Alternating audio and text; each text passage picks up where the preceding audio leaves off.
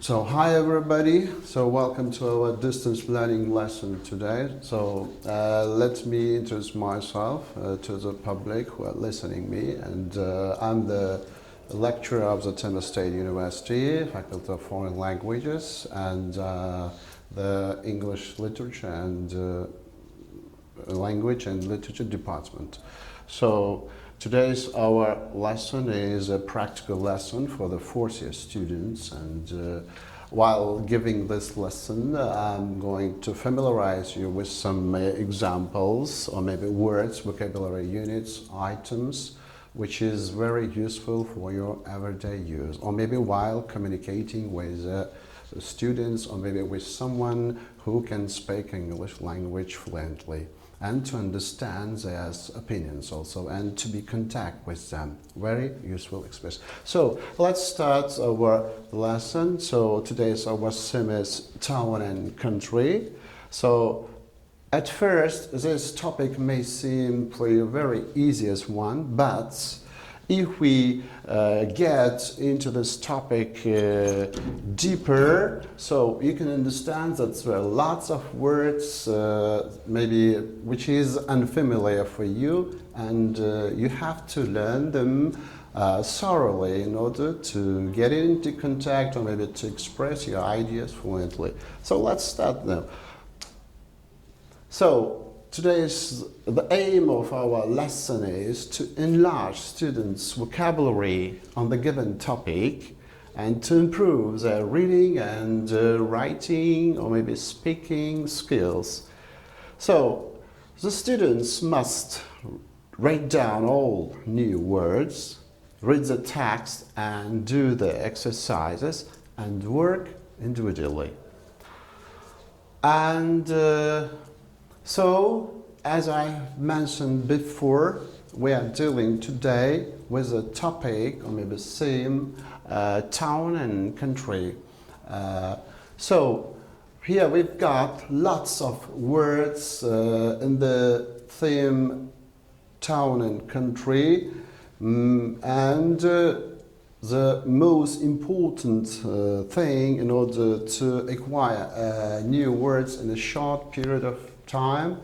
So you should learn the words without any translation. I mean, using the monolingual dictionary. I mean, the meaning in English. So you should give the English definition. Only then I think it will be clear for everybody to express their ideas and to learn the exact meaning of the word. So the first one is cosmopolitan. What does this word mean? Maybe at first sight you can say cosmopolitan is clear, but in order to have the clear imagination or maybe clear understanding, you should have the English variants of the meaning. For example, I mean the English definition.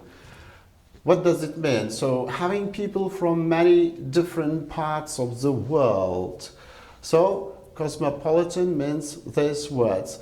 And here we've got three examples. So as we are pressed for time, so I'm not going to give or maybe read the sentence from the very beginning up to the end. Just I'm going to introduce one of them. So here we've got greater cultural diversity has led to more cosmopolitan attitudes among the towns or maybe younger generations. So here we've got the next examples, but as I said, we are very short of time, and therefore let's move on to the next slide. So the next word which is connected with this topic is metropolis. Metropolis, what does it mean? It's a very large and important city. For example, like many other southern metropolises, a number of people living in Nashville has exploded, nearly quadrupling since 1930. But as we give another definition to metropolis, and some people say, what's the difference between a metropolis and a cosmopolitan? So metropolis a little bit less than the cosmopolitan. When we say cosmopolitan, we mean the city or place where people all over the nations live together. But when we say metropolis, it's also one of the biggest cities, and it's a business center and cultural center of the country or of some region. So next word that we are going to deal with you today is melting pot. What does a melting pot mean? It's a melting pot, a place where different types of people live together, gradually create one community. If we give another example in order to make it easier for you to understand, I can say that, for example, America has long been the melting pot of the world, bringing various people's celebrations and customs and native customs. So, as we say, for example, in New York is the melting pot of the world. As we can observe, there are lots of people coming from all over the world of various nations, ethnic groups, races, and so on. So the melting pot means the place where different types of people live. And here we've got also many examples, but I think that we have no need to explain this one. Just you can read and understand the meaning of this word. Okay, let's pass to the next word. So congestion. Congestion is an excess of traffic. So what does it mean, congestion? For example, when you are in a big city, you can excess of traffic. It means that line of cars, for example, gathered in a filed way at the traffic lights, and it's very difficult for you to move along, or maybe along the roads, or maybe along the streets of a big city. So, and here we've got also one more example. We've got three more examples, and one of them is we were delayed by traffic congestion, so we had to hurry. So I think that there's no need any more further explanation in order to explain you correctly this one. And it is seen from the example. And here we've got some more examples, but I think there's no need to explain these ones. Let's do the next word. So rush hour. Rush hour is a period of the day when the demands, especially of traffic or business, are at peak. So here we've got also one more example in order to explain it clearly. The restrictions now lifted until April 12 were developed to limit traffic issues by trucks made create at rush hour or to reduce noise pollution at those stores near residential areas. So here we've used this rush hour. So the meaning, I think, is clear because you've got the definition here on our screen. So it means that the period of the day, especially of traffic or business, when they are at peak. So let's move on to the next slide. So the next word is commuter. Commuter means a person who travels into a city to work each day. So, or maybe if I explain it in simple words, in another words, I can say that commuter people who live outskirts of a city or maybe in the countryside, and in order to have a high-paid job or maybe to make this living, they can travel to a big city. So these persons or maybe people can be called like commuter. So, and here we've got another more than three more examples. I think there's no need to read this ones also. So next word is in a city.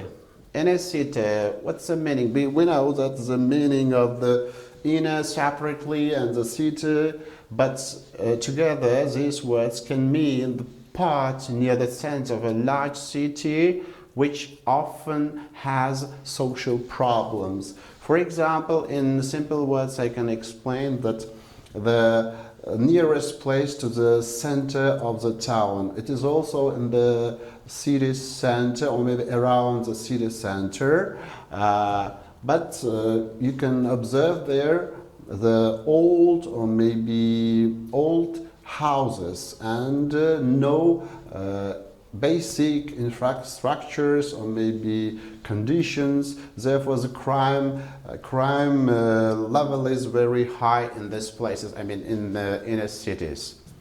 So, and here we've got also some more examples. Next word is. So, next word which is related to the topic town and country is population explosion.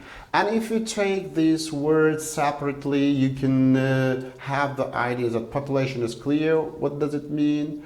And explosion is also clear for you. You can find this from your vocabulary. But together, or maybe as a collocation, these words mean to increase people of the world very fast. For example, we can say that population explosion is rapidly changing day by day. And one more example, there has been a huge population explosion in the past few millennia. So I think here we've got this word and the meaning is clear from the definition. Let's move on to the next slide. So the next word, amenity, maybe you haven't used in your everyday speech while talking about the topic town and country, but amenity here means something that makes life easier or more pleasant. So here we've got some more examples. One of them is restaurants were essential amenities for developers and gentrification markers in neighborhoods. So amenities, with another words I can say that amenity means is just enjoying the life or maybe the beauty of life. Maybe I can use another example. Amenities of nature, it means that the beauty of the nature, or maybe amenities of home life. It means at present, in the period of COVID lockdown, we are sitting at home and we are enjoying the amenities of home life, being with our family members. So amenity can have lots of meanings, but here is it is the meaning of it, to get or maybe to have a pleasure. Let's do the next word. So, next word is cultural event, and I'm not going to explain in detail what does it mean, because it's clear, because we use this one in our everyday life and it's connected with art, literature, music and so on. So, one more example is this works might be planned around major cultural events or periods of historical viewership, but sometimes they're just injected randomly throughout the season. So, cultural events, I think, is very clear for everybody who are doing or maybe learning these words, because we are every day can be in the cultural atmosphere of our neighborhood. So, next word is infrastructure. And it's also, I think, clear for everybody, because in our native language also we are using this word infrastructure, but as we take it in separately, infra and structure, from Latin it means, infra means that low, so, or maybe basic, so the basic equipment and structures that are needed for a country, region and organization to function properly. So here we've got some more examples. More money is needed to save the crumbling infrastructure of the nation's rural areas.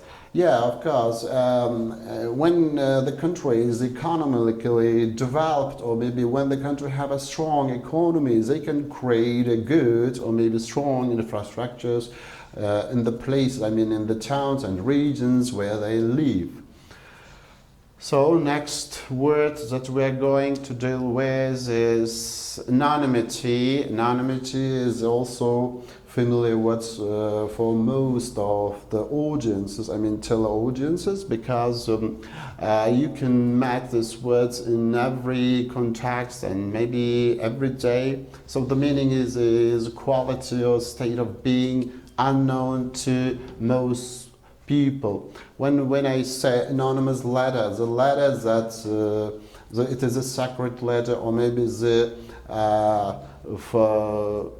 owner of this letter is unknown, or maybe to make something we are not going to reveal the name or another information, and it's called like anonymity. So here I'll read you one example.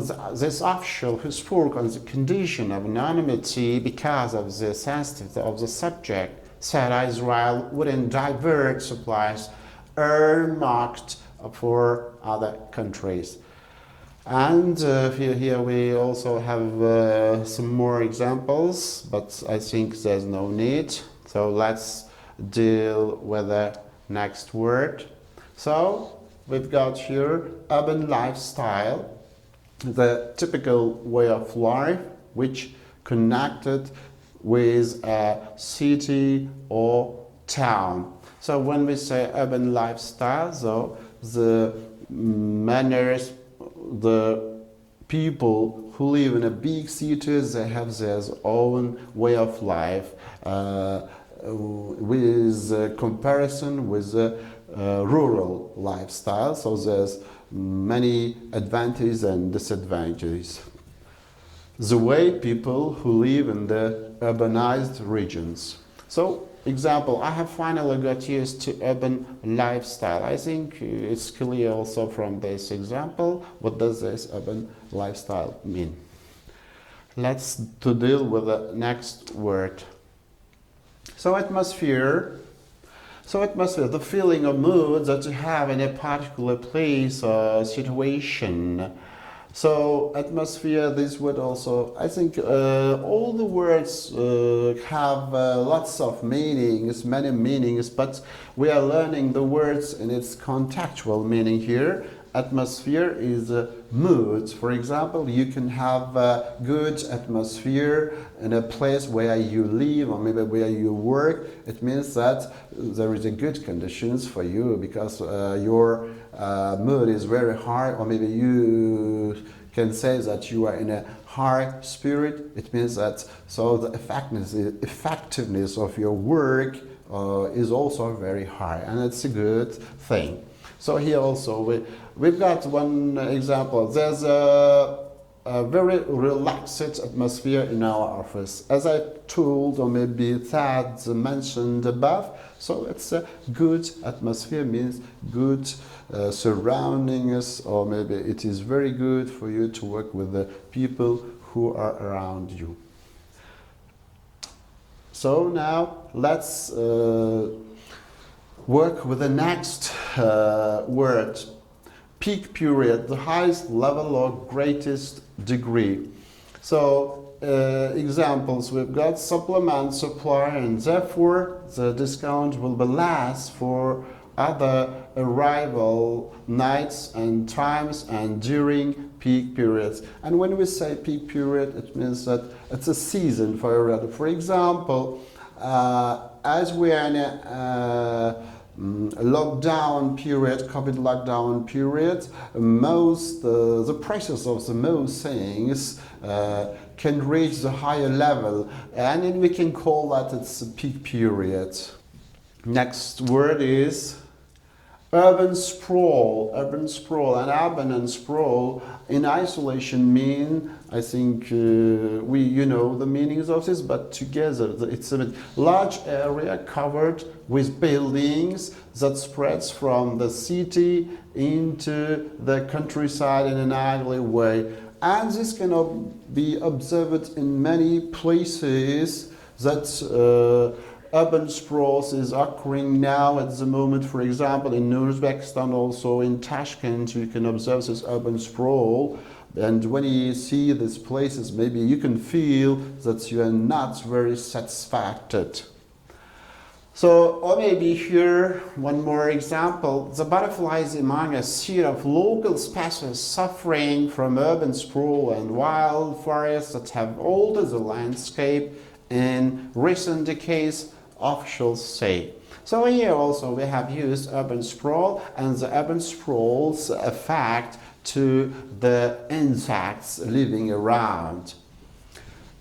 Next words that we are going to deal with is pesticide. Pesticide, it's a chemical that is used to kill animals and insects, damage everything. So, example here, aerial spraying of pesticides is the most effective way of controlling the sources, but countries and the regions have struggled to mobilize resources. And when I give the natural, or maybe the simplest example, I can say that pesticides, it's a chemical that can be used in the sphere of agriculture, and you can use in our everyday life. I mean, the people who live in the rural areas, they can use and they know what is the pesticide.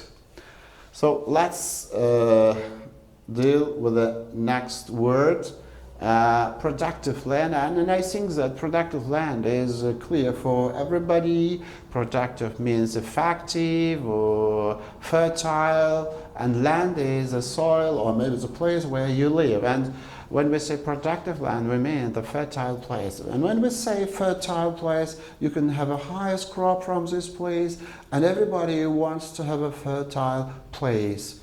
So here we've got some more examples. So we are able to improve our agriculture with the help of myriad productive land. And here we also used the word productive land. And as we are pressed of time, I'm not going to deal with the next ones. Let's do the next word. So cultivation. Cultivation is, the meaning is, I mean the definition of this word in English, is preparation and use of land for growing plants or crops. So, or maybe in other words, if I explain the meaning of this word is, cultivation means when you prepare the land for growing or maybe for feeding on this area. So the preparation procedures. So next word is hectare. Hectare, and I think everybody knows it's a unit of area in the metric system that is equal to 10,000 square meters or 2.47 acres. And we've got two words, hectares. Hectares is a measure unit of land, and it's almost as used in the Western European countries, or maybe in the former USSR countries, and in Uzbekistan also we are using the word hectare mostly. But as for the Western countries, like European countries like Germany, France, or maybe Belgium and America, United States of America, they mostly use the words that describe it, unit of measure, land, acres. And it equals, I think, 1 acre is equals 0.4 hectares. So here we've got some words, examples, sentences, which explains you the meaning of the word hectare. Next words, I think I've explained the older words, which is connected with the topic in the same town and country. I mean, while you are talking, or maybe while you want to talk about the place where you live, it doesn't matter where you live. Maybe you live in a big city, or maybe you live in a country. So these words will be useful in order to explain your opinions and to describe the beauty, or maybe all the things with your own words, and it will be very useful for you if you know these words. So at the end we've got one more thing. I think using these words we've made up a monologue, or maybe a problematic situation, or maybe a topic using these words. And the problem is that some people learn words in various ways. For example, and there is lots of approaches while learning words and while learning something. So everybody has their own viewpoint. I mean, when we approach, and when we say approach, we mean that approach is one's viewpoints towards learning. So for example, while dealing with your students in an audience, I mean in an auditorium or maybe in a class, so some people just learn, your students learn just listening, and some of them just taking down, I mean, some words, or maybe recording some words, and many of them can ask lots of questions in order to clarify the essence of the topic. But therefore I'm saying here we've made up a situation, or maybe monologue. Here you've got, and I'm not going to read from the very beginning up to the end, it's clear I think. But here we've used the important words that can be useful in order to explain this topic clearly. And here also I think the next part of it. And here is also the words is used. And now I think at the end of what I'm going to explain to you, it's a self-study tasks. So here you should find the synonyms and antonyms of all the given vocabulary entries, and I think it will be helpful for you if you know the antonyms and synonyms. And the next task is step, I mean, that you are going to do in the next lesson. Make up your own sentence using the given for each vocabulary entries. I mean, you should make up your own sentences except the given ones, because if you can make up your own examples, so it means that you acquired a good knowledge, or maybe knowledge of this word, and you know how to use this word. And when we say self-study, one of the tasks of self-study, make up monologue using the entries, not less than 100 words. You can send a voice message or a text message via Telegram bot. So this is the end of our lesson. I mean, that's enough. I think everything is clear. And in practical lesson, I think there's no need to explain everything in detail, because you've got e-book form of, I mean, dictionaries, I mean, monolingual dictionaries, and you can apply to your dictionary if it is needed, or maybe if you want to find the meaning or maybe essence of the word. So I think that will be enough for us, but if you need any more detailed information, I think you can apply to your sources. I mean, when I say sources, you can find information from the websites, from the books, and so on. And the last thing I can recommend to you is while learning these words, for example, you can use these words in every situation, and we know that these words have lots of meaning, but you should know the meaning, contextual meaning of the words, and if you can know in what situation or maybe in what context you are using these words. And in this way, I think you can enrich or maybe enlarge your vocabulary.